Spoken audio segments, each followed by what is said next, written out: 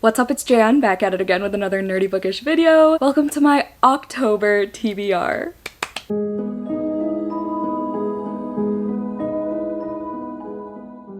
So exciting. This is so exciting. What? It's October? Finally? Ugh. Best/most stressful TBR every year because you want to pack in all your spooky reads, gothic vibes, and everything just in 1 month. There's just simply not enough time. However, this TBR is still going to be very ambitious. We're just going to hope for the best. September was a very crappy month in terms of life stuff going on, but we made the best of it in this household, and I read a lot in September, but I want to try this essentially a book a day type of challenge again. But I have a lot of long books, so I don't know. Regardless, we're gonna get spooky, more spooky on this channel than usual. I'm gonna try my darndest to, at least. So, we're gonna start with my book club bloody read, and then we're gonna go straight into the Immortal Vampirec Vessel, aka the Dracula Head Jar, to pick out a Patreon rec, just so I know what I'm in for. So I can't wait till the end. And maybe along the way, I'll take some books out depending on what that pick is. And I'm gonna say the two that aren't here physically yet because I'm gonna forget for sure. My Carmilla patrons, my top tier over there at the lair. How many times can I rhyme in a row? They're vampire themed.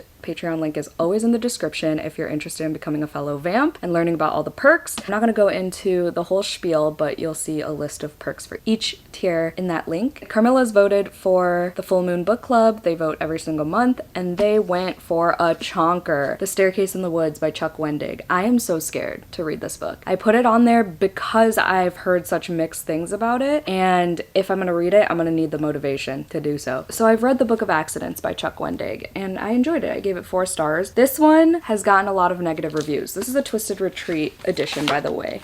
It's gorgeous. So hopefully the pretty edition, if nothing else, is the thing to motivate me. On the back it says, "A house at first is not a home. Home is where the heart is." Whatever that means. But yeah, Twisted Retreat. Oh no, sorry, not Twisted Retreat. Evernight exclusive. This is the Illumicrate Evernight exclusive. It's a quarterly horror box. They did a good job with it in my opinion. But this is about a group of teenagers who find a staircase in the middle of the woods, and I guess they go up them. The Book of Accidents had some kind of sci-fi element, so I would not be surprised if there is the same type of thing in here. I'm nervous. I have not heard great things. I'm gonna start October with this. I only have a couple days before I have to edit the video and get it up on the 6th, which is the full moon of October. So let me know if you've read this and what you thought and if there's hope for me.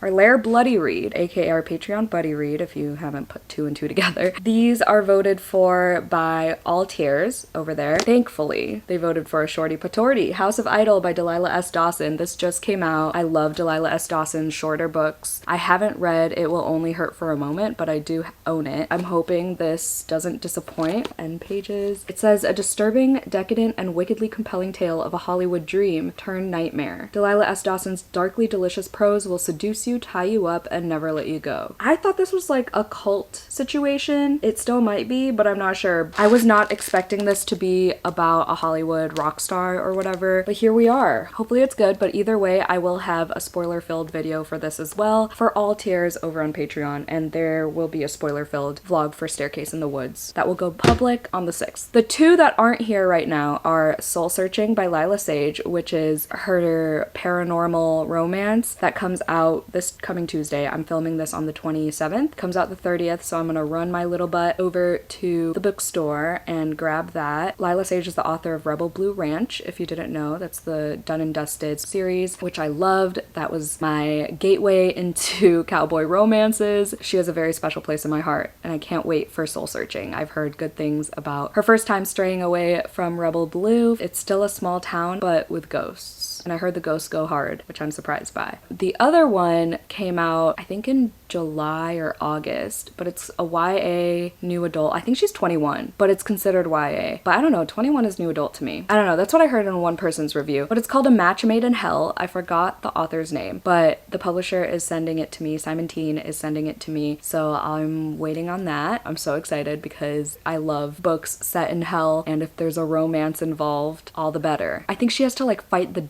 7 deadly sins or whatever to get out of hell or something like that. And y'all know that whole like escaping hell thing is kind of my thing with Jante's Inferno in February every year. It's my second readathon that I host. I also host Full Moon Readathon by myself, but Jante's Inferno is my other public one. I just love the concept of hell and 7 deadly sins and the 9 levels. Really excited. I hope that one doesn't disappoint. All right, let's just do it. Let's just do it.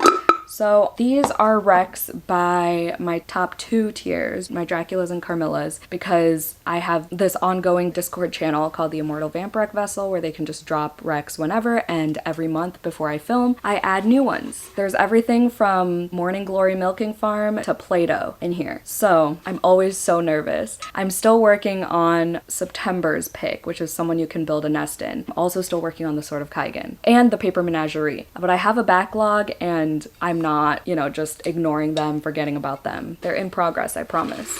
Okay, I'm gonna do 3 again like I did the last couple months and relieve some of that pressure and just choose one out of that 3, okay? Okay. Oh, this is perfect. This is perfect because it's already on my October TBR.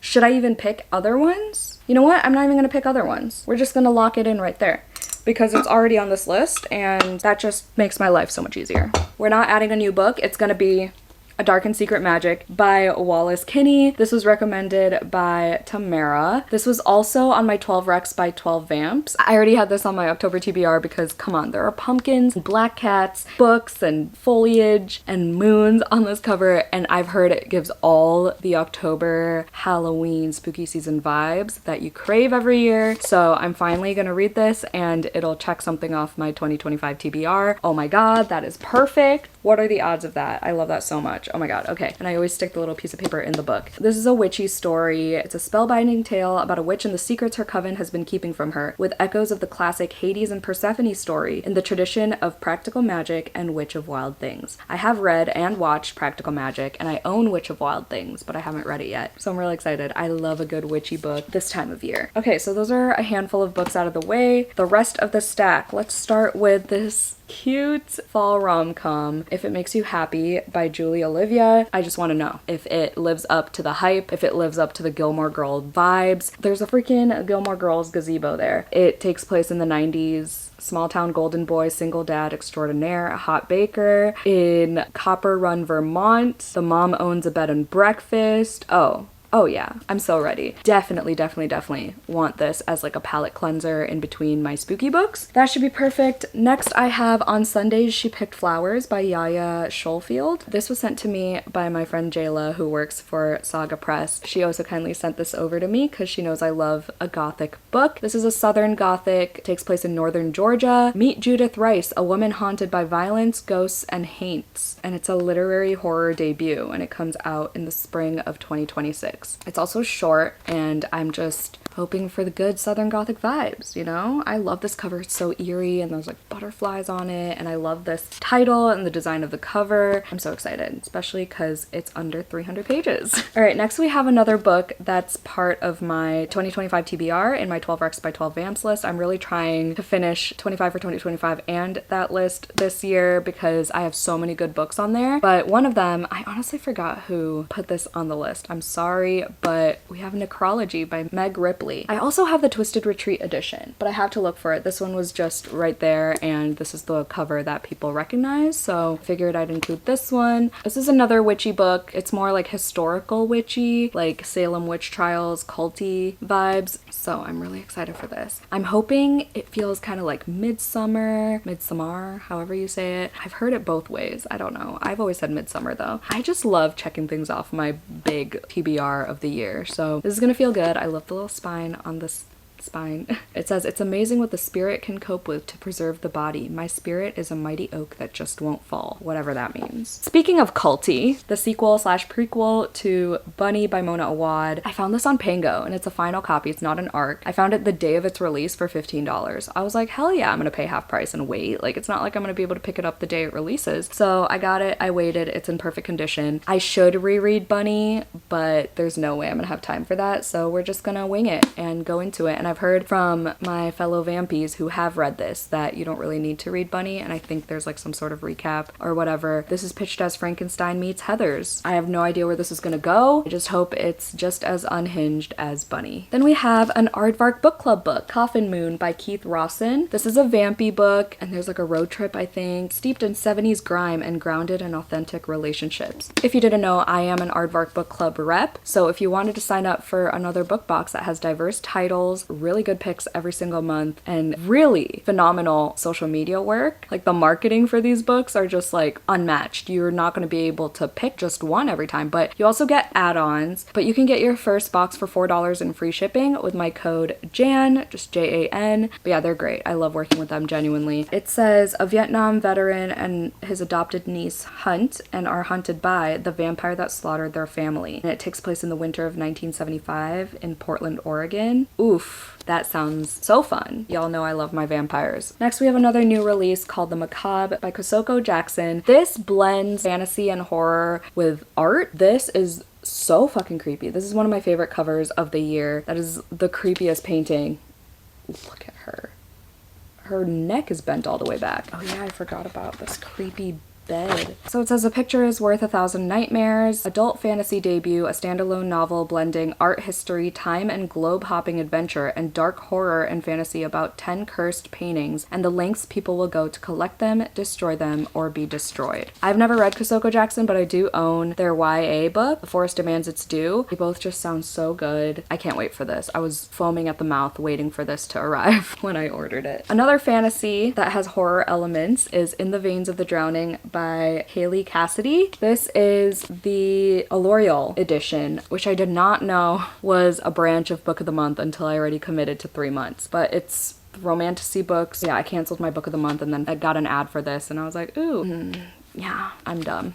But I'm excited for this. This has like spooky mermaids, and I read like the first page and it already has horror elements and language, so I'm really, really stoked for this one. And it's not that big of a book. It says the monster is always slain. Imogen Nell is in hiding from a cruel kingdom that believes sirens are monstrous, blood-hungry creatures, hiding from a king and his captain who viciously hunt her kind, hiding from her own alluring abilities. By keeping herself from the sea, Imogen's bloodlust is dulled and her black wings remain concealed beneath her skin. Love a good hidden powers, I guess, trope. I've heard people loving this, absolutely loving, raving, rereading this. So I'm glad I have a pretty copy and I'm excited to highlight all over this one. Another fantasy is a YA one. It's a sequel to A Tempest of Tea. It's called A Steeping of Blood by Hafsa Faisal. I love Hafsa Faisal with my entire soul. Her writing is incredible. I loved We Hunt the Flame. I was too intimidated to continue yet. So I'm putting that off and finishing this duology first. This has vampires, heists, a tea shop that serves blood to vampires at night. I have no idea where the story's gonna go. I should reread A Tempest of Tea, but again, no time for that, so we're just gonna go for it. Again, I bought this right on release day, and I'm so happy that I can put it on this October TBR. And then lastly, a book I got just yesterday. I've never heard anyone talk about it. I just saw it. It was one of those, just saw it, was intrigued. It was like old school book shopping, you know? Maybe I can squeeze in books I bought without the internet's influence vlog soon, maybe this month, who knows, but I've been wanting to do that for a while. But regardless, I got this. It's Night